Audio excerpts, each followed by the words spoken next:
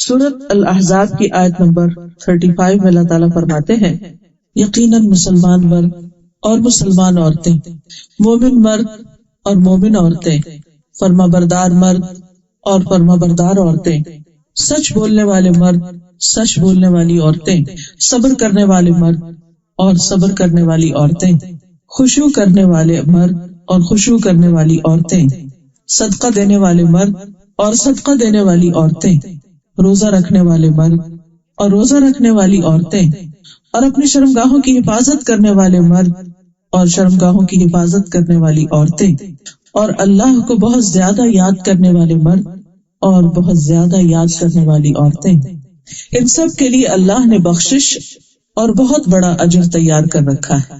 سورۃ الاحزاب کی اس آیت سے پتہ چلتا ہے کہ اللہ سبحانہ وتعالیٰ مسلمان عورتوں سے کچھ چیزوں کا تقاضا کرتے ہیں، کچھ خوبیاں ایسی ہیں کہ جو اگر ان میں پائی جائیں تو وہ پسندیدہ خواتین ہو سکتی۔ حقیقت یہ ہے کہ یہ دنیا اللہ نے بنائی ہے، ہمیں بھی اللہ نے بنایا ہے اور ہم نے واپس بھی اسی کے پاس جانا ہے۔ ہم سب کو یہ سوچنا چاہیے کہ جب ہم واپس اس کے پاس پہنچیں گے، اس کے سامنے کھڑے ہوں گے، تو اس وقت وہ ہماری کس بات سے خوش ہوگا؟ کیا ہم اس دن کے لیے اپنے آپ کو تیار کر رہے ہیں؟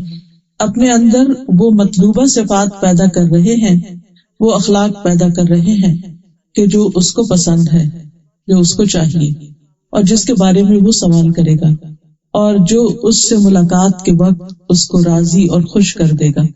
ہم سب کو گاہے بگاہے اپنے آپ سے یہ پوچھنا چاہیے، چونکہ ہم اس دنیا میں رہتے ہیں، ہمارے چاروں طرف ہمیں دنیا ہی نظر آتی ہے، لہٰذا ہم وہ بننے کی کوشش کرتے ہیں جو دنیا کے لوگوں کو پسند ہے، جس کی دنیا کی مارکیٹ میں ویلیو ہے، اور ہم یہ بھول جاتے ہیں کہ یہ دنیا ان کی نہیں، یہ بھی ہماری طرح عارضی طور پر اس دنیا میں رہ رہے۔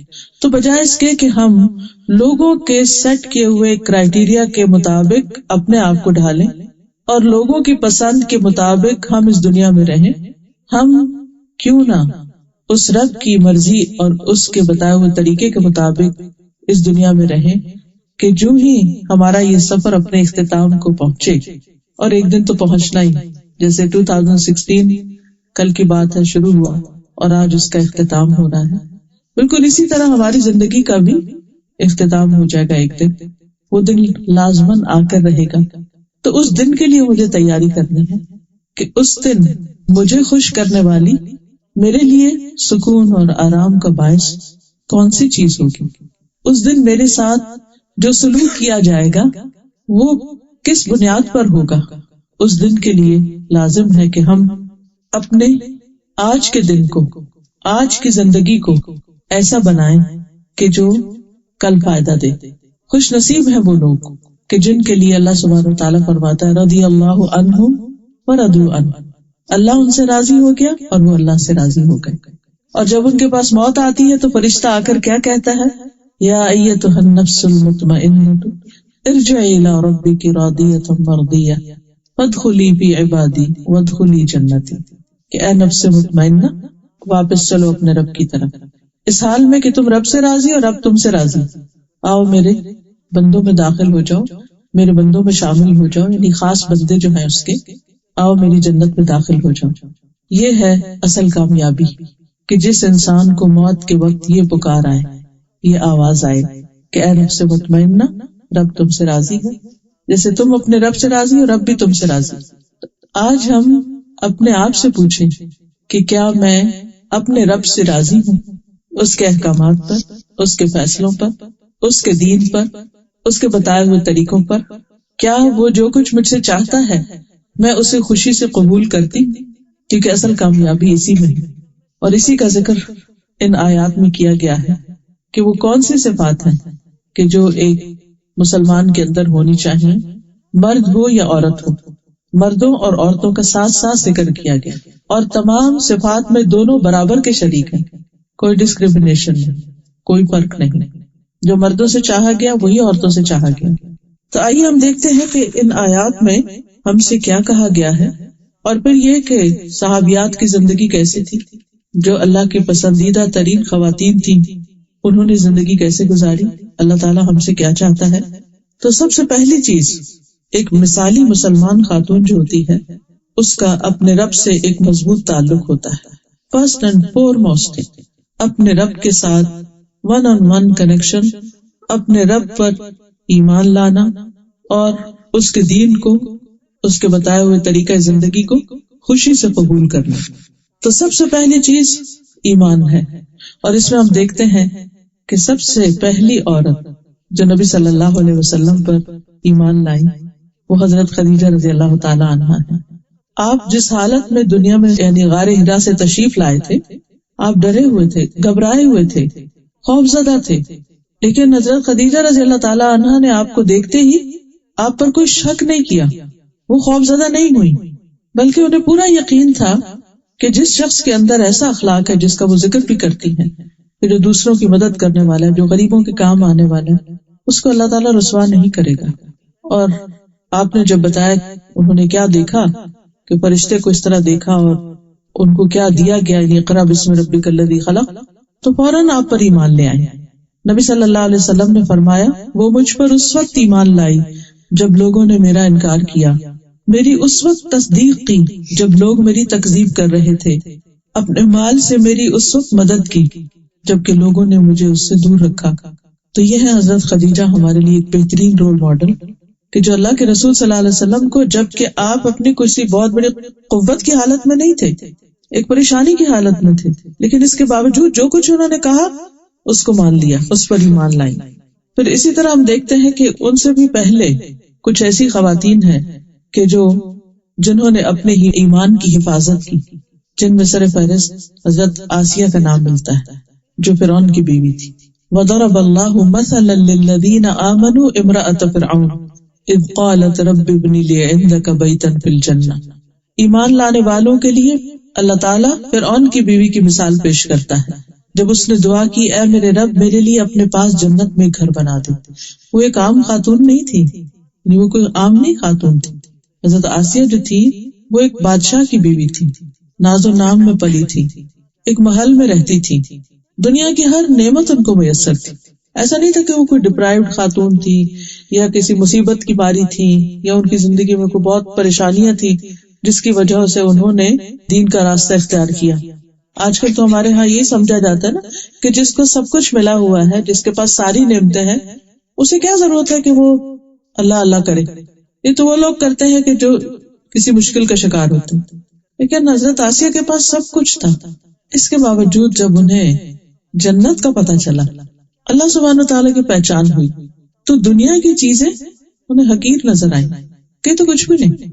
ان کے پاس وہ سب کچھ تھا جو ایک عورت خواب دیکھ سکتی، یعنی جس کا ایک عورت تصور کر سکتی. لیکن حقیقت یہ ہے کہ جس شخص کا آخرت پر ایمان ہو جاتا ہے، جو جنت کی نعمتوں کو جان لیتا ہے، تو اس کے لیے پھر دنیا بہت حقیر ہو جاتا ہے. اس کی منزل پھر دنیا نہیں رہتی، وہ دنیا میں تو بس جیتا ہے اور اپنی ضرورت پوری کرتا ہے.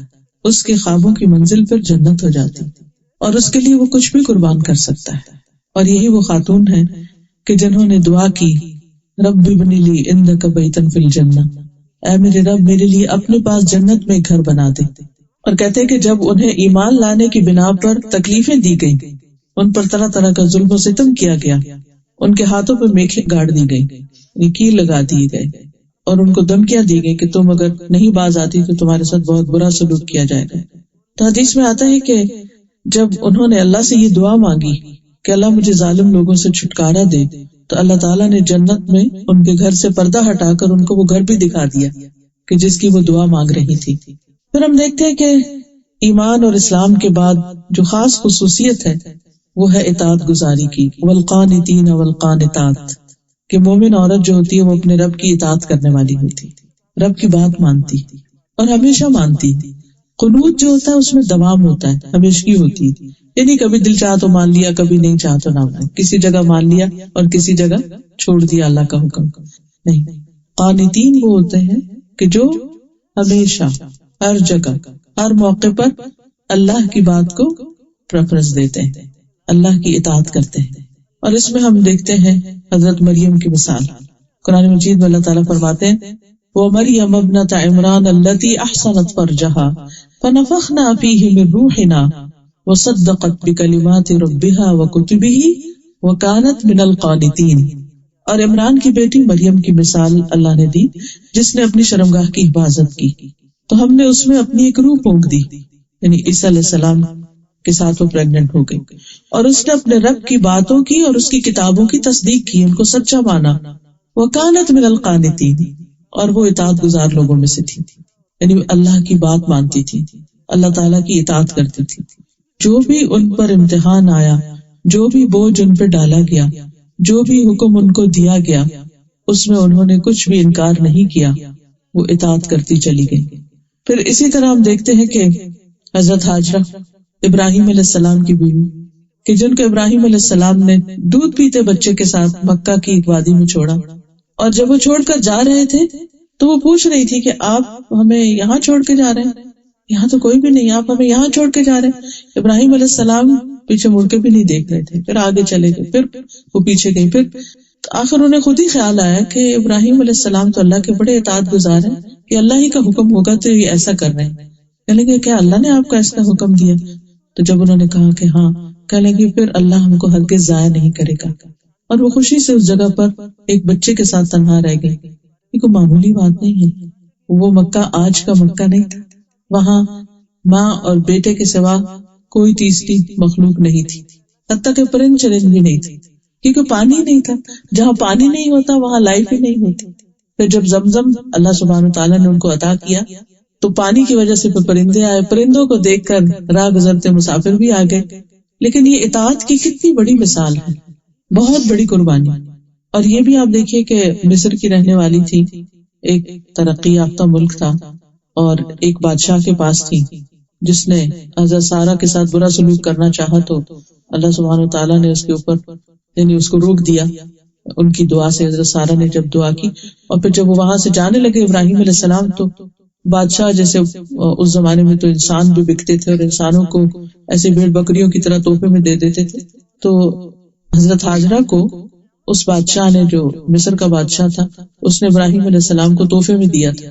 اب یہاں آپ دیکھیے کہ ان کا نہ کوئی گھر ہے، نہ کوئی خاندان، نہ کوئی رشتہ دار، کوئی بھی نہیں، نو ون، اس قدر آئسولیشن۔ ہم دیکھیے کہ کینیڈا میں آنے کے بعد جب سب کچھ لوگوں کو مل جاتا ہے، کیوں ڈپریشن میں چلے جاتے ہیں، کیوں دکھی رہتے ہیں، کیوں پریشان ہوتے ہیں؟ بھئی سب کچھ ہے، اب اور کیا چاہیے؟ وہاں پاکستان میں تو سسرال بھی تنگ کرتا تھا، اور رشتہ دار بھی پریشان کرتے تھے، اور جاب بھی بہت اچھی نہیں تھی، گھر بھی بہت اچھا نہیں تھا۔ یہاں تو وہ سب مسئلے حل ہو گئے، اب تو کوئی مسئلہ رہنا نہیں چاہیے۔ لیکن سب کچھ ملنے کے باوجود دل خوش نہیں ہے، تو یہاں کچھ نہ ہونے کے باوجود اطمینان ہے، ایسا توکل، ایسا یقین کہ اللہ ہمیں ہرگز ضائع کرے گا ہی نہیں، کہ ہمارے ساتھ اچھا ہی ہوگا۔ اس کو کہتے ہیں اسلام، کہ اللہ کے فیصلوں پہ سر تسلیم خم کر دینا، راضی ہو جانا کہ میں اس پر راضی ہوں۔ پھر اسی طرح ہم دیکھتے ہیں کہ نبی صلی اللہ علیہ وسلم سے بہت سی صحابیات نے بیعت کی تھی جب وہ مسلمان ہوئی، اور ان سب نے بھی جو خاص طور پر ایمان اور اسلام اور اطاعت کے اوپر بیعت کی تھی، کہ جو جو شرائط ان کے سامنے رکھی گئی انہوں نے سب کی سب تسلیم کر لی۔ پھر اسی طرح ہم دیکھتے ہیں کہ ازواج مطہرات جو ہیں، نبی صلی اللہ علیہ وسلم کی جو ازواج ہیں، ان کو جو حکم اللہ تعالیٰ نے دیا قرآن مجید میں، وہ اس کو پورا کرنے والی تھی۔ وَقَرْنَ فِي بُيُوتِكُنَّ وَلَا تَبَرَّجْنَ تَبَرُّجَ الْجَاهِلِيَّةِ الْأُولَى وَأَقِمْنَ الصَّلَاةَ وَآتِينَ الزَّكَاةَ وَأَطِعْنَ اللَّهَ وَرَسُولَهُ إِنَّمَا يُرِيدُ اللَّهُ لِيُذْهِبَ عَنْكُمُ الرِّجْسَ أَهْلَ الْبَيْتِ وَيُطَهِّرَكُمْ تَطْهِيرًا، اور اپنے گھروں میں ٹک کر رہو، اور پہلی جاہلیت کی زینت ظاہر کرنے کی طرح زینت ظاہر نہ کرو، یعنی ازواج مطہرات کو اپنی زیب و زینت کے ساتھ گھر سے باہر نکلنے کی اجازت نہیں تھی۔ اور نماز قائم کرو اور زکوٰۃ دو اور اللہ اور اس کے رسول کا حکم مانو۔ اللہ تو یہی چاہتا ہے کہ تم سے گندگی دور کر دے، یعنی کچھ ظاہر کی اور کچھ باطن کی، کیونکہ نماز جو ہے وہ انسان کا تزکیہ کرتی ہے، زکوٰۃ جو ہے وہ مال کا تزکیہ کرتے ہیں، اور اسی طرح جب انسان ایک مسلمان خاتون اپنے آپ کو حجاب کے اندر باہر لے کے جاتی ہے تو بہت ساری بری نظروں سے اپنے آپ کو بچاتی۔ تو اللہ تعالیٰ فرماتے کہ یہ احکامات اس لیے دیے جا رہے ہیں تاکہ تم سے سب گندگیاں دور کر دے اور تمہیں خوب پاک کر دے۔ وَيُطَهِّرَكُمْ تَطْهِيرًا۔ پھر اسی طرح یہ ہے کہ اطاعت میں سب سے پہلے تو عبادات میں اطاعت آتی ہے، نماز روزی کی پابندی آتی، تو ایک مسلمان خاتون سب سے پہلے اللہ تعالیٰ کا حق ادا کرنے والی ہوتی ہے۔ عبد الرحمن بن عوف سے مروی ہے رسول اللہ صلی اللہ علیہ وسلم نے فرمایا جو عورت 5 وقت کی نماز پڑھتی ہو، ماہ رمضان کے روزے رکھتی ہو، اپنی شرمگاہ کی حفاظت کرتی ہو، اپنے شوہر کی اطاعت کرتی ہو، اس سے کہا جائے گا جنت کے جس دروازے سے داخل ہونا چاہو داخل ہو جاؤ. جنت کے 8 دروازے ہیں، سارے کے سارے اس کے لیے کھول دیے جائیں گے کہ جدھر سے وہ چاہے داخل ہو جائے. پھر اسی طرح زکوٰۃ کی ادائیگی. مسلمان خواتین نے ہمیشہ اپنے مال کی خود زکوٰۃ دی ہے. ہمارے یہاں تو یہی سوال ختم نہیں ہوتا کہ وہ جی ہمیں شادی پر زیور پڑا تھا، وہ سسرال کا اتنا تھا، میکے کا اتنا تھا، ہم تو کماتے نہیں تو ہم زکوٰۃ کہاں سے دیں؟ نہیں، وہ جو مال ہے اسی کے اندر سے زکوٰۃ نکال لیں. اسما بنت یزید کہتی ہیں کہ میں اور میری خالہ حضور صلی اللہ علیہ وسلم کی خدمت میں حاضر ہوئی. ہمارے پاس سونے کے کنگن تھے. آپ نے فرمایا کیا تم دونوں اس کی زکوٰۃ دیتی ہو؟ ہم نے کہا نہیں. آپ نے فرمایا کیا تم اس بات سے نہیں ڈرتی کہ اللہ تمہیں آگ کے کنگن پہنائے؟ ان کی زکوٰۃ ادا کیا کرو. تو ایک مسلمان خاتون کے پاس جو زیور ہوتا ہے، جو مال ہوتا ہے، یعنی 7.5 تولے سونا یا 52.5 تولے چاندی جو ہے، اس کے برابر اگر کرنسی ہے یا یہی دھاتیں ہیں تو ان پر سال گزر جائے تو زکوٰۃ واجب ہو جاتی ہے.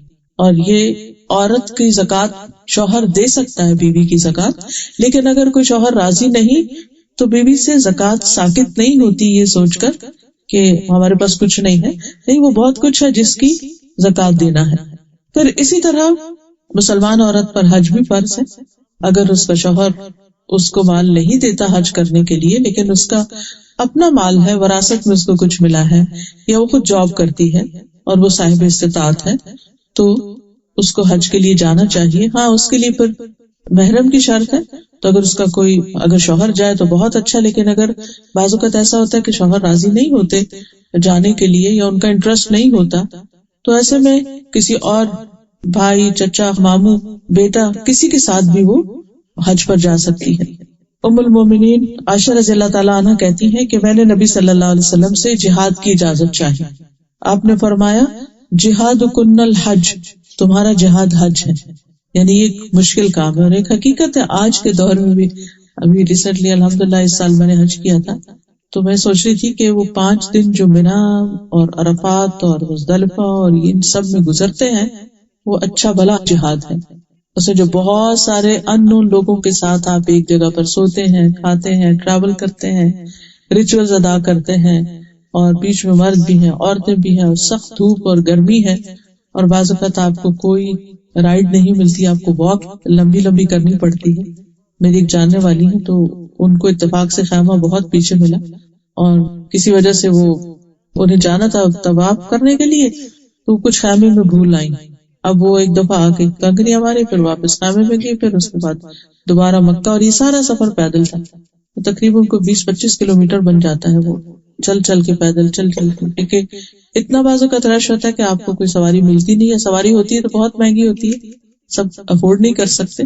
اور پھر جب جو سامان آپ عرفات اور منا میں ساتھ لے جاتے ہیں وہ بھی اٹھانا پڑتا ہے، تو خالی ہاتھ کوئی بھی نہیں ہوتا. تو یہ اچھی بھلی ایک مشقت ہوتی ہے، اس کو پورا پورا جہاد کہا گیا. تو جتنے بھی ہمارے پر فرائض عائد ہوتے ہیں، نماز ہو، روزہ ہو، حج ہو، زکوٰۃ ہو. اور روزے کے معاملے میں یہ کہ بہت سی خواتین ویسے تو رمضان میں روزے رکھ لیتی ہیں، لیکن جو پیریڈز کی وجہ سے روزے چھٹتے ہیں یا بچے کی پیدائش کے بعد، ان سے غافل ہو جاتی ہیں، اور بعضوں میں کئی سالوں کے روزے جمع ہو کر وہ پھر سینکڑوں میں پہنچ جاتے ہیں. تو ان کو بھی جلد ادا کرنے کی فکر کرنی چاہیے کہ انسان کی عمر جو آگے بڑھتی جاتی ہے اس کے اندر پھر اسٹیمنا کم ہوتا جاتا ہے، اور خصوصاً اگر عادت نہ ہو روزہ رکھنے کی. پھر اسی طرح یہ ہے کہ دیگر فرائض جو ہیں ان کو ادا کرنا جو ہے وہ بھی لازم ہے. اس میں نماز، روزہ وغیرہ کے علاوہ دین کی تعلیم حاصل کرنا اور دین کی تعلیم آگے پہنچانا، کیونکہ طلب العلم فریضۃ علی کل مسلم، علم حاصل کرنا ہر مسلمان پر فرض ہے، اس میں مرد ہو یا عورت، دونوں پر فرض ہے. ازواج مطہرات کے لیے بھی لازم تھا. ان کو خاص طور پر جو حکم دیا گیا وَاذْكُرْنَ مَا يُتْلَى فِي بُيُوتِكُنَّ مِنْ آیَاتِ اللَّهِ وَالْحِکْمَةِ، کہ تمہارے گھروں میں جو اللہ کی کتاب کی آیات پڑھی جاتی ہیں اور حکمت کی باتیں، تم ان کا ذکر کرتی رہو. یعنی ذکر کرنے کے 2 معنی ہوتے ہیں، ایک ہے اپنے لیے ذکر کرنا، اس کا مذاکرہ کرنا، قرآن مجید کو حفظ کرنا، یاد کرنا، سیکھنا، پڑھنا، اور دوسرا ذکر کرنے کا مطلب یہ کہ دوسروں کے سامنے ذکر کرنا۔ پھر اسی طرح یہ ہے کہ عبادات میں خاص طور پر جو اس آیت میں جس کا ذکر ہے والذاکرین اللہ کثیرا والذاکرات، اور کثرت سے ذکر کرنے والی عورتیں اور کثرت سے ذکر کرنے والے مرد، تو مسلمان عورت جو ہے وہ اللہ کے ذکر کے معاملے میں بہت حریص ہوتی ہے، یعنی عمومی طور پر سارے نیک اعمال کے لیے، لیکن خاص طور پر ذکر اذکار کی پابندی کرنے والا۔ یسیرہ ایک صحابیہ تھی مہاجرات میں سے، وہ کہتی ہے کہ رسول اللہ صلی اللہ علیہ وسلم نے ہم سے فرمایا کہ تم تسبیح، تحلیل اور تقدیس یعنی سبحان الملک القدوس یا سبوح قدوس ربنا و رب الملائکۃ والروح پڑھتی رہا کرو اور انگلیوں کے پوروں پر گنا کرو، اس لیے کہ قیامت کے دن ان انگلیوں سے بھی سوال کیا جائے گا۔ پھر غافل نہ ہونا، کیونکہ اس سے تم اسباب رحمت بھول جاؤ گے، یعنی غفلت اختیار نہ کرنا، اپنی انگلیوں پر ذکر گنتی رہو، کرتی رہو۔ اچھا، ویسے تو انسان کھلا بھی کر سکتا ہے، گننے کی بھی ضرورت نہیں ہے، انگلیوں کو ساتھ استعمال کرنے کی ضرورت نہیں، لیکن ہوتا یہ ہے کہ اگر جب آپ انگلیوں پہ یا کسی چیز پہ کر رہے ہوتے ہیں تو زبان اور ہاتھ دونوں کی جب کوآرڈینیشن ہوتی ہے تو آپ کرتے چلے جاتے ہیں، بھولتے نہیں۔ ورنہ اگر آپ ہاتھ نہیں صرف زبان سے کر رہے ہو تو تھوڑی دیر کے بعد آپ ٹریک کھو دیتے ہیں، آپ بھول جاتے ہیں کہ آپ کیا کر رہے تھے۔ اسی طرح یہ ہے کہ رزق کے معاملے میں اللہ سبحانہ تعالیٰ پر توکل یعنی ایمان کا یہ حصہ ہے کہ انسان اللہ پر بھروسہ کرے، اور خصوصاً رزق کے معاملے میں جیسے صحابیات کی زندگی میں ہم دیکھتے ہیں کہ صحابہ کرام جو تھے وہ اکثر مختلف اپنی ذمہ داریوں کے لیے، دینی ذمہ داریاں ادا کرنے کے لیے دور دراز کے سفر کیا کرتے تھے، کبھی جنگ میں شرکت کر رہے ہیں، کبھی نبی صلی اللہ علیہ وسلم کسی اور کام کے لیے ان کو روانہ کر رہے ہیں۔ تو ایسے میں ان سب کی جو اکانومی تھی، اوور آل مدینہ کی اکانومی بہت ڈاؤن ہو گئی تھی۔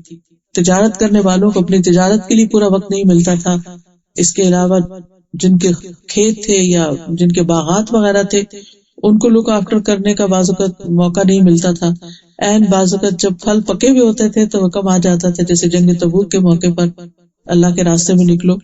تو ایسے تمام مواقع پر صحابیات نے خوب ساتھ دیا، انہوں نے شکوہ نہیں کیا۔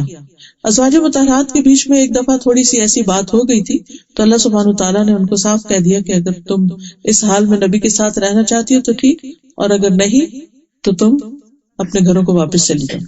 تو اس معاملے میں ساری ازواج نے دنیا کے مال و دولت کو چھوڑ کر نبی صلی اللہ علیہ وسلم کا ساتھ دینا پسند کیا۔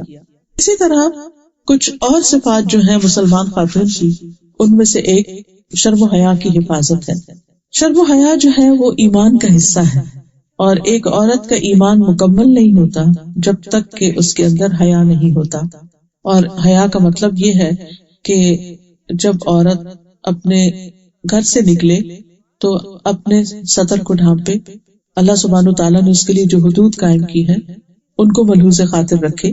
پھر اسی طرح یہ بھی ہے کہ گفتگو میں کہ جب مردوں کے ساتھ بات ہو رہی ہو تو اس میں انسان ایک تمیز اور ایک ادب کے دائرے میں رہ کر بات کرے، ان سے اس طرح بات نہ کرے کہ جس طرح اپنی گرل فرینڈز کے ساتھ ہم بات کرتے ہیں یا خواتین کی مجلس میں ہوتے ہیں۔ اسی طرح بازار میں ہے اگر ہم تو اس میں بھی باوقار انداز اختیار کرنا چاہیے، اپنی نظروں کی حفاظت کرنی چاہیے۔ قرآن مجید میں اللہ تعالیٰ فرماتے ہیں وَقُلْ لِلْمُؤْمِنَاتِ يَغْضُضْنَ مِنْ أَبْصَارِهِنَّ، کہ مومن عورتوں سے کہہ دیجیے کہ اپنی نگاہیں نیچی رکھیں۔ لیکن نیچے رکھنے کا مطلب یہ ہے کہ خواہ بخواہ میں ادھر ادھر نہ دیکھا جائے بلکہ اپنے کام پر فوکس کیا جائے، اور خصوصاً مردوں کو ضرورت کے وقت انسان کسی کو دیکھ لیتا ہے لیکن ایسی نگاہ سے نہ دیکھے کہ جس میں شیطان کا بیچ میں دخل ہو۔ پھر اسی طرح خاص طور پر اس آیت کے اندر جو مسلمان عورت کی صفت بتائی گئی ہے وہ ہے اپنی شرمگاہوں کی حفاظت کرنے والی خواتین، یعنی اللہ تعالیٰ نے زنا کو مرد کے لیے اور عورت دونوں کے لیے حرام قرار دیا ہے۔ اپنے سطر کی حفاظت کرنا، ایسا لباس پہننا کہ جس میں مردوں کو اٹریکشن نہ ہو اور کوئی مرد اس کو اپروچ نہ کرے اپنی کسی بری نیت کے ساتھ۔ پھر اسی طرح ایسا لباس نہ پہنا جائے جو بہت ٹائٹ ہو یا سی تھرو ہو کہ جس میں عورت کا جسم نظر آ رہا ہو۔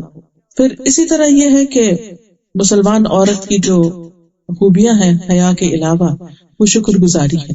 شکر گزاری جو ہے یہ بے حد ضروری ہے اور یہ ایمان کی تکمیل کرتی ہے۔ اگر ہم قرآن مجید کا آغاز دیکھیں تو اس میں الحمدللہ رب العالمین سے بات شروع ہوتی ہے. یہ سب تعریف، سب شکر اللہ کے لیے جو رب العالمین ہے. اور شکر گزاری جب انسان کے اندر ہوتی ہے، قناعت ہوتی ہے، تو انسان کو اطمینان نصیب ہوتا ہے. وہ جو بات کی تھی نا میں نے کہ جب فرشتے آ کے کہیں گے یا ایتھا النفس المطمئنہ، تو وہ نفس مطمئنہ شکر گزاری کے ساتھ ہی حاصل ہوتا ہے. اور اس میں شکر گزاری کیا ہے کہ انسان شکوے شکایات نہ کرے.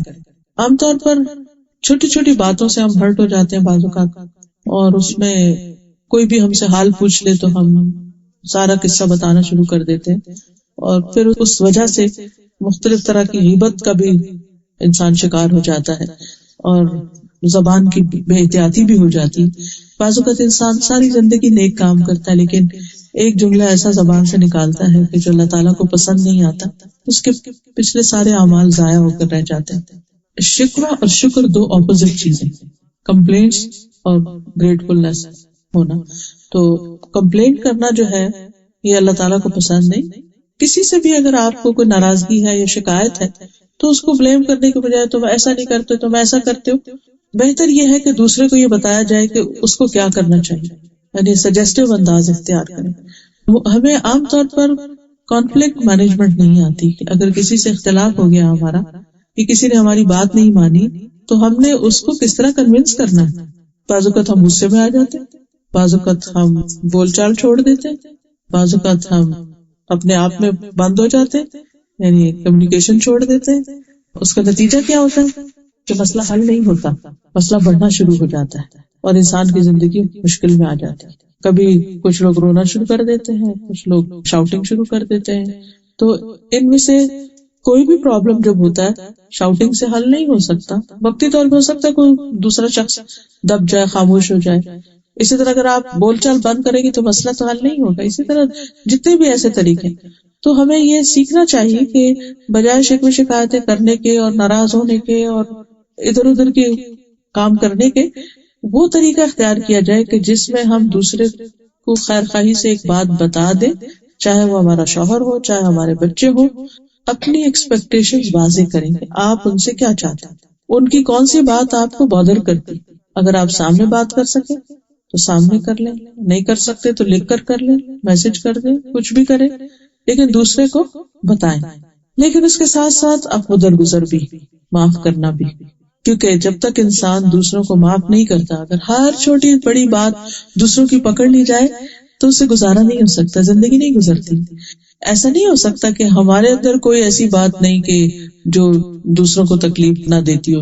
ہمارے اندر بھی بہت سی ایسی چیزیں ہوتی ہیں کہ جس سے دوسرے اگری نہیں کرتے. کوئی بھی چیز ہماری دوسروں کو اچھی نہیں لگ سکتی. بعض اوقات غلط فہمی کی بنا پر دوسرے ہرٹ ہو جاتے ہیں، بعض اوقات ہماری مخصوص عادتیں ہوتی ہیں جو دوسروں کی عادتوں سے مختلف ہوتی ہیں، جن کو وہ ٹالریٹ نہیں کر سکتے.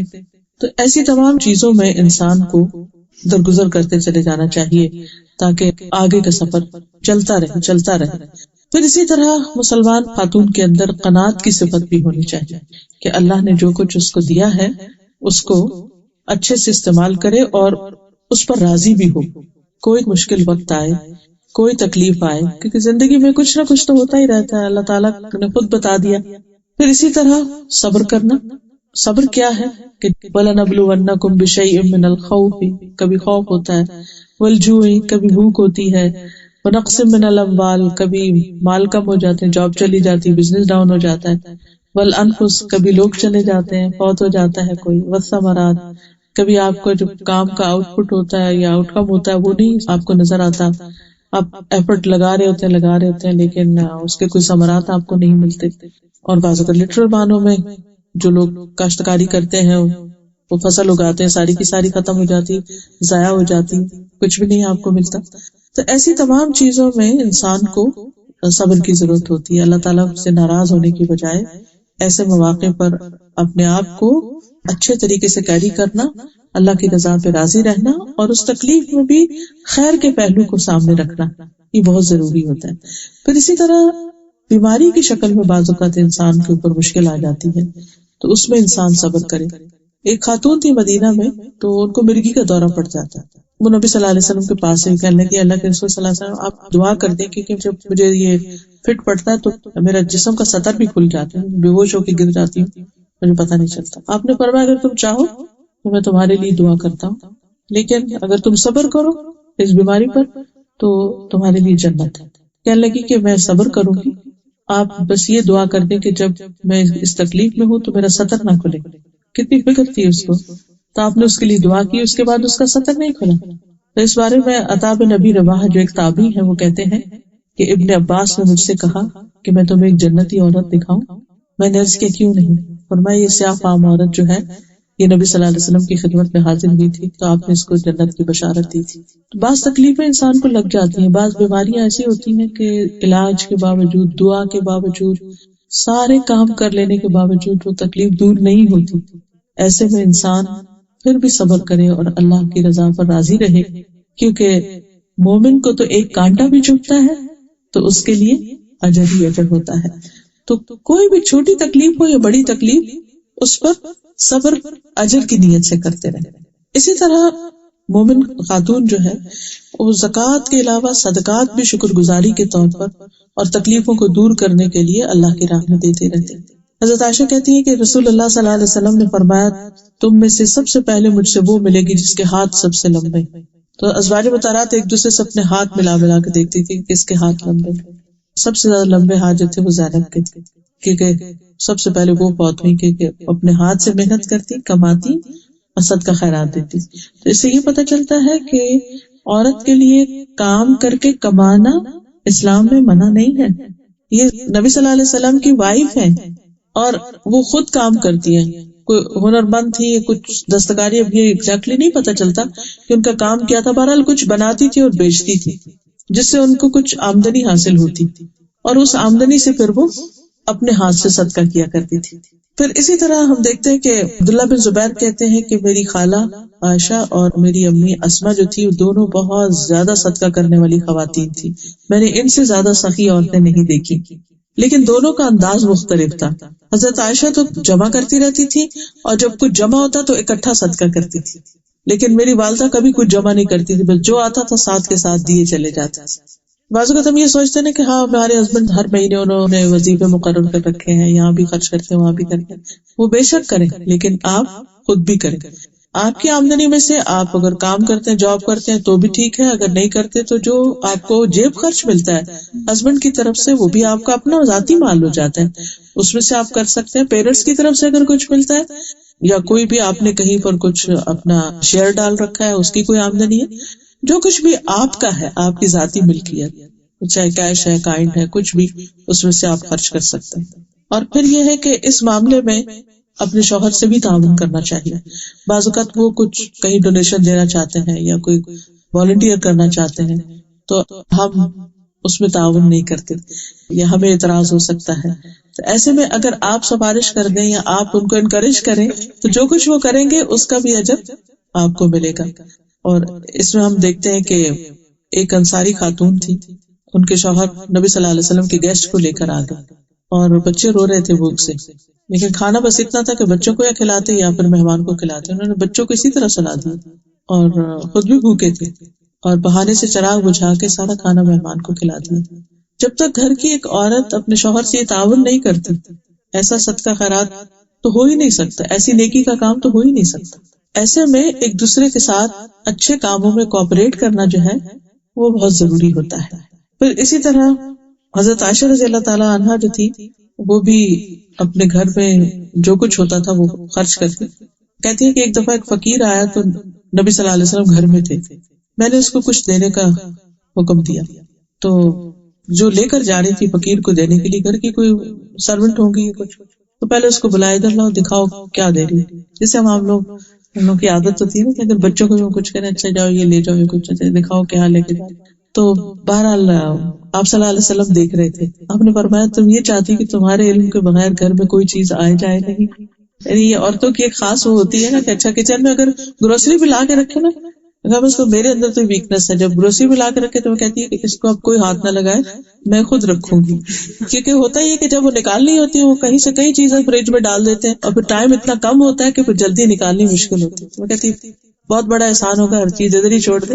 تو اور اگر کسی کو دینا ہے تو وہ کہتی ہے ہمیشہ مجھ سے پوچھ کر دے تاکہ میں اس چیز کو ڈھونڈتی نہ پھروں کہ وہ کہاں گئی ہے بھی کہ نہیں. تو بہرحال آپ صلی اللہ علیہ وسلم نوٹ کر رہے تھے کہ حضرت عائشہ کیا کر رہی ہیں. پہلے خود ہی کہا دو، پھر جب دینے لگے تو اچھا کیا دے رہے. بہرحال تو حضرت عائشہ کہتی ہیں جی ہاں میں نے ایسا ہی کیا. تو آپ نے فرمایا ٹھہرو عائشہ، تم گن گن کر نہ دو ورنہ اللہ بھی تمہیں گن گن کر دے گا، بس جو دے رہے ہیں دے دو. پھر اسی طرح یہ ہے کہ زبان کی حفاظت. ایک مسلمان مثالی خاتون جو ہوتی ہے وہ اپنی زبان کی بہت کیئر کرتی ہے، کیونکہ زبان سے انسان سب کیے کرائے کو ضائع کر دیتا ہے. بعض اوقات ہم سارا دن گھر کا کام کر رہے ہوتے ہیں، کھانا بھی پکا رہی ہے، صفائی بھی کر رہے، کلیننگ، لانڈری، سب کچھ کر رہے. جب بچے اسکول سے واپس آتے ہیں ہم چھوٹی چھوٹی بات پر سارے دن کی تھکاوٹ کو غصہ ان پہ نکالنا شروع کر دیتے. تو وہ ایک اپنے کمرے میں چلا گیا، ایک اوپر چلا گیا، ایک نیچے چلا گیا، کھانا نہیں کھایا، پھر اپنا ہی دل برا ہوتا ہے کہ اچھا تھوڑا صبر ہی کر لیتے. تو یہ کہ خصوصاً جب کوئی گھر آ رہا ہو، چاہے کتنی بھی بڑی غلطی کر کے آ رہا ہو، لیکن اس وقت ویلکم کر لیں اس کو اور پھر آرام سے بٹھا کے اس کو سمجھائیں جب سمجھانے کا وقت ہو. اس میں ہمیں حضرت ام سلیم کی جو کہانی ہے وہ سب نے سن رکھی ہوگی. کسی ان کا بیٹا فوت ہو گیا اور بیٹے کو ڈھانک دیا، بیمار تھا. شوہر نے آگے پوچھا بھی، سفر پہ گئے ہوئے تھے، پیچھے سے فوت ہوا. اسے کہ کیا حال ہے بچے کا؟ کہنے پہلے سے ٹھیک ہے. اور پھر جو ان کو کھانا کھلایا، خوش کیا، سب کچھ کیا، اور اس کے بعد بہت اچھے سے پوچھا اگر کوئی امانت تمہارے پاس رکھے اور پھر واپس لے لے تو تم کیا کرو گے؟ تو واپس کروں گا. تمہارا بیٹا بھی اللہ کی امانت تھا، اللہ نے واپس لے لیا. کیا تربیت ہے، کیا انداز ہے. یعنی یہ ہے اخلاق اور یہ ہے کردار کے اعلیٰ ترین نمونے کہ بڑے سے بڑے غم پر اتنا. یعنی آپ دیکھیے کہ اگر ہمیں اپنے بچوں کے بارے میں ایک اوپر سے دم کی بھی آواز ہونے کا لگتا ہے گرا ہے، ہمارا دل پکڑا جاتا ہے اور ہم وہیں سے بولنا شروع کر دیتے ہیں کیا یعنی فوراً ہم ایک پینک کی خود ہی کریٹ کر دیں گے. ہمارے دل بہت چھوٹے. ہمیں دعا کثرت سے مانگنی چاہیے، رب اشرح لی صدری، اللہ میرے سینے کو کھول دے.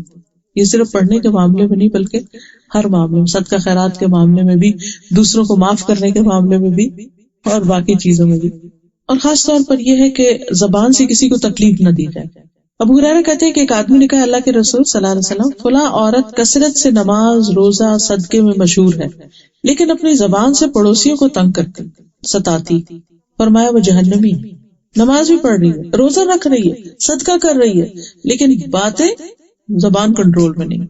پھر اس شخص نے کہا کہ اللہ کے رسول صلی اللہ علیہ وسلم، فلاں عورت نماز، روزہ اور صدقہ کی کمی میں مشہور ہے، بس فرائض ادا کرتی، وہ پنیر کے صرف چند ٹکڑے صدقہ کرتی ہے لیکن اپنی زبان سے اپنی پڑوسیوں کو تنگ نہیں کرتی. آپ نے فرمایا وہ جنتی. ایک زبان کتنا بڑا ڈفرنس کریٹ کر دیتی.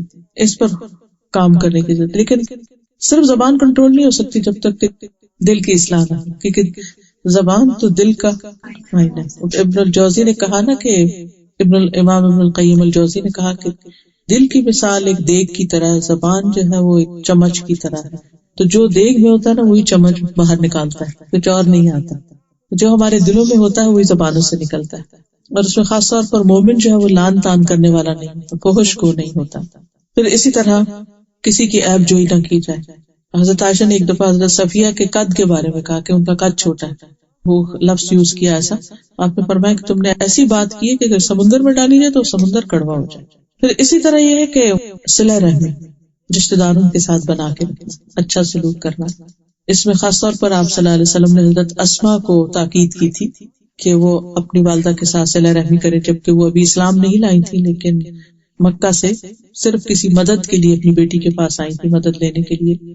ام شریک انصار میں سے ایک غنی عورت تھی، مالدار عورت تھی، اللہ کے راستے میں بہت خرچ کرتی تھی. ان کے گھر میں بہت مہمان آتے تھے. آپ کو یاد ہوگا کہ جب ایک خاتون کو طلاق ہوئی تھی اور ان کو عدت گزارنا تھی اپنی، تو آپ صلی اللہ علیہ وسلم نے ان کا گھر تجویز کیا تھا، لیکن ساتھ ہی فرمایا کہ ان کے گھر میں لوگ بہت آتے ہیں تو تمہارا رہنا مناسب نہیں ہوا.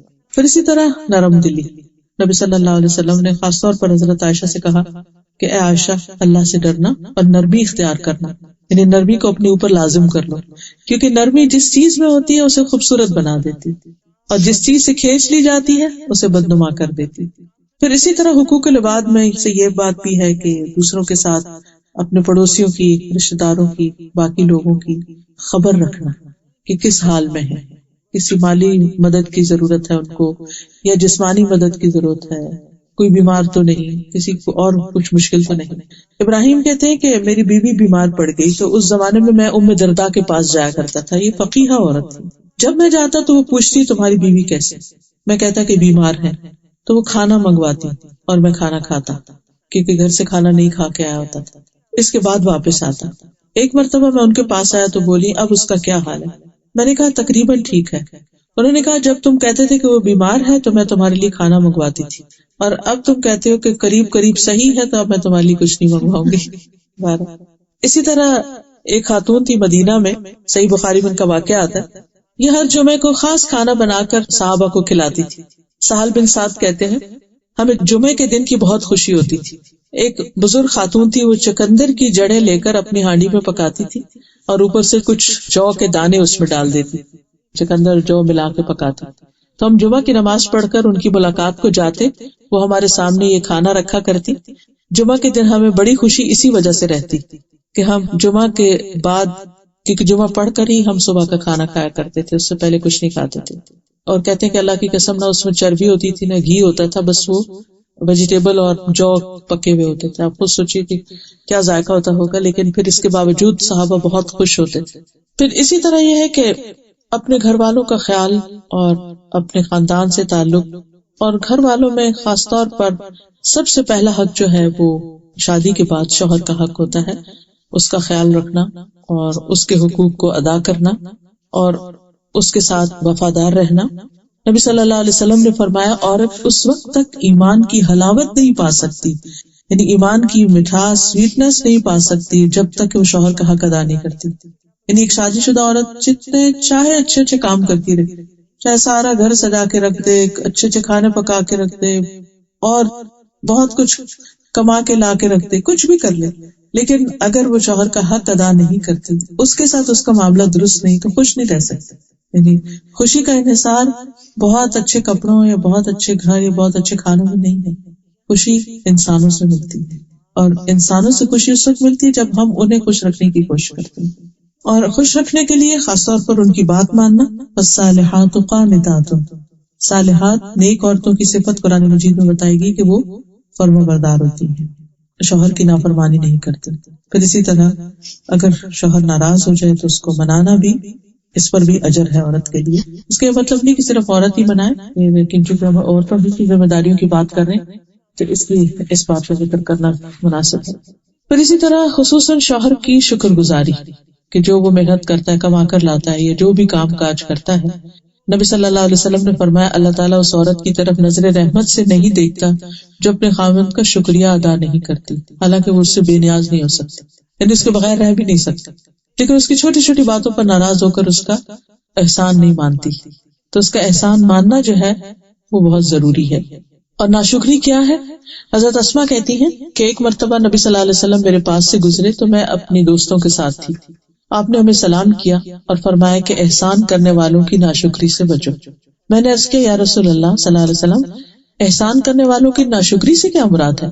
آپ نے فرمایا ہو سکتا ہے کہ تم میں سے کوئی عورت اپنے ماں باپ کے گھر لمبا عرصہ بیٹھی رہی، یعنی کئی سال گزر گئے، ایج زیادہ ہو گئی، رشتہ نہیں آ رہا تھا، پھر اس کے بعد اللہ تعالیٰ نے اس کو شوہر دیا، رشتہ آیا، شادی ہوئی، اور اس کے ذریعے اللہ تعالیٰ پھر اولاد بھی دے دے، پھر کسی دن غصے میں آ کر ناشکری کرے اور یوں کہے کہ میں نے تجھ سے کوئی خیر نہیں پائی، مجھے یہاں کچھ بھی نہیں ملا. تو یہ کہنا جو ہے یہ ناشکری کے الفاظ ہیں. پھر اسی طرح شوہر کے مال کی حفاظت، حتیٰ کہ صدقہ خیرات کی بھی اگر بڑی اماؤنٹ نکالنی ہو تو اس کی اجازت ضروری، اللہ یہ کہ وہ آپ کے اپنے پیسے ہیں. پھر اگر شوہر کچھ نہ کرتا ہو یا بیمار ہو یا کسی وجہ سے اس کی آمدنی کم ہو تو عورت اگر خود کما کر بچوں پر خرچ کر رہی ہے یا شوہر کو بھی ایون سپورٹ کر رہی ہے تو یہ بھی اس کے حق میں صدقہ لکھا جاتا ہے. پھر اسی طرح مشکل حالات میں شوہر کا ساتھ دینا. حضرت اسماء بنت زبیر جو تھی وہ اپنے ہسبینڈ کے ساتھ ان کے باغوں میں کام بھی کرتی، ان کے گھوڑے کی دیکھ بھال بھی کرتی. وہ کہتی کہ گھوڑے کی دیکھ بھال سے زیادہ کوئی مشکل کام نہ تھا میرے لیے کہ میں ان کے لیے یعنی اس کو لوک آفٹر کرتی. حضرت زبیر کے اونٹ کے لیے گٹلیاں کوٹتی تھی اور اس کا چارہ بناتی تھی. آپ تو کہ گٹلی کو توڑنا ہو تو کتنی مشکل لگتی، اور ان کے جانوروں کو پانی پلاتی، ان کے ڈول کو سیتی. کہتے کہ پھر کچھ عرصے کے بعد نبی صلی اللہ علیہ وسلم نے میرے پاس ایک خادم بھیج دیا اور میں گھوڑے اونٹ وغیرہ کی دیکھ بھال سے بری ذمہ ہو گئی. ایسے لگا جیسے مجھے انہوں نے آزاد کر دیا. میں اس سے پہلے اپنے آپ کو کام کے بوجھ سے قید محسوس کرتی تھی. پھر اسی طرح بچوں کے ساتھ مہربانی، بچوں کے ساتھ حسن سلوک، ان کی دینی تربیت، یہ مسلمان عورت کی ذمہ داریوں میں سے. یعنی بچوں کو صرف کھلانا پلانا، صرف دنیا کا ایجوکیشن دینا ہی ہمارا فرض نہیں. ایک مسلمان عورت کی ذمہ داری بچوں کو اسلام سے روشناس کرنا بھی ہے. ان کی دینی تعلیم کا بندوبست یا تو انسان خود سکھائے اور یا پھر اس کے لیے انتظام کرے. پھر اسی طرح بچوں کے معاملات پر گہری نظر بھی رکھنا، ان کو ادب، تمیز، ڈسپلن اور اخلاق سکھانا. نماز روزہ تو خیر وقت کے ساتھ ساتھ ہوگا ہی.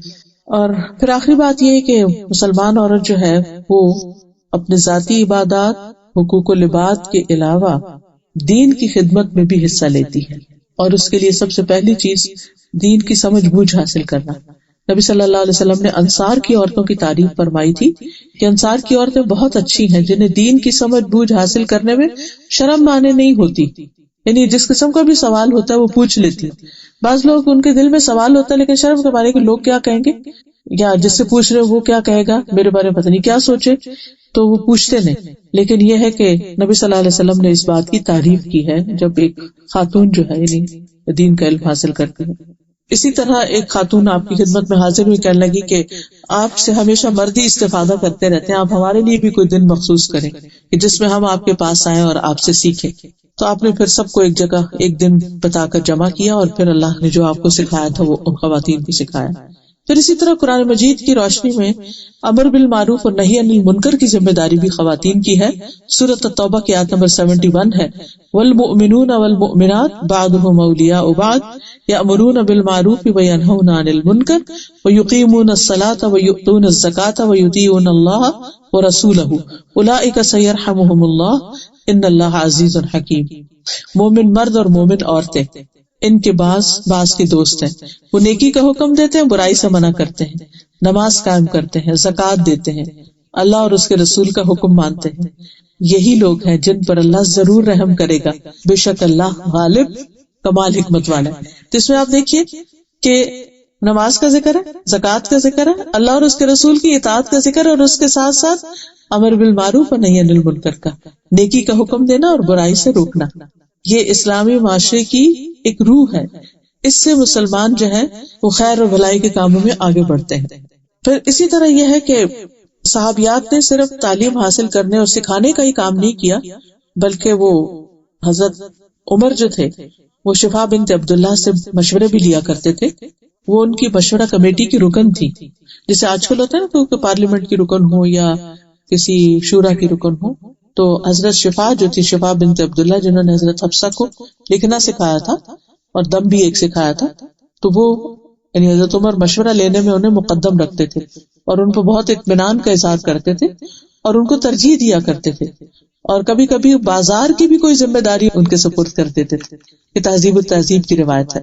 پھر اسی طرح صحابہ کو جب کوئی اپنے معاملات میں مشکل پیش آتی، کوئی مسئلہ ان کو سمجھ نہیں آتا تھا، تو وہ حضرت عائشہ کے پاس آتے. اور اسی طرح مکی دور میں ایک خاتون جو تھی، انہوں نے جو ہی اسلام قبول کیا تو وہ اپنے قبیلے کے لوگوں کو اسلام کے بارے میں بتاتی تھی، تو وہ لوگ ان سے سخت ناراض ہوئے، یہاں تک کہ ان کو سخت سزائیں بھی دی. پھر اسی طرح طب کے میدان میں بھی ہمیں صحابیات نظر آتی ہیں. حضرت سعد کو جب خندق کے دن بازو میں چوٹ آئی، زخم آیا ان کی رگ پر، تو ان کی حالت بہت خراب ہو گئی تھی. تو انہیں حضرت رفیدہ کے خیمے میں پہنچایا گیا تھا جو زخمیوں کا علاج کیا کرتی تھی، بلکہ ان کا خیمہ مسجد نبی کے باہر ہی لگا دیا گیا تھا کہ سب لوگ عیادت بھی کر سکیں اور وہ ان کی خیر خائی بھی کرتے. تو بہرحال اوور آل کہنے کا مطلب یہ ہے کہ ایک مسلمان عورت کی نمبر 1 اللہ سے تعلق مضبوط ہوتا ہے، نمبر 2 بندوں کی خدمت اور بندوں کے ساتھ اخلاقی معاملہ اور رویہ بھی اچھا ہوتا ہے، ان کے حقوق کا خیال کرتے. نمبر 3 یہ ہے کہ ان بندوں میں سے خاص طور پر اپنے خاندان اور گھر والوں کی ذمہ دار ہوتی ہے کہ کلکم راعٍ وکلکم مسئول عن رعیتہ. اور نمبر 3 یہ کہ سوسائٹی اور کمیونٹی کے کام جو ہیں ان میں بھی مسلمان عورت ایکٹیو رول پلے کرتی ہے اور اپنی صلاحیتوں کے مطابق گھر کے علاوہ باہر بھی کام کر سکتی ہے، اس میں حرج نہیں ہے. وآخر دعوانا ان الحمد للہ رب العالمین.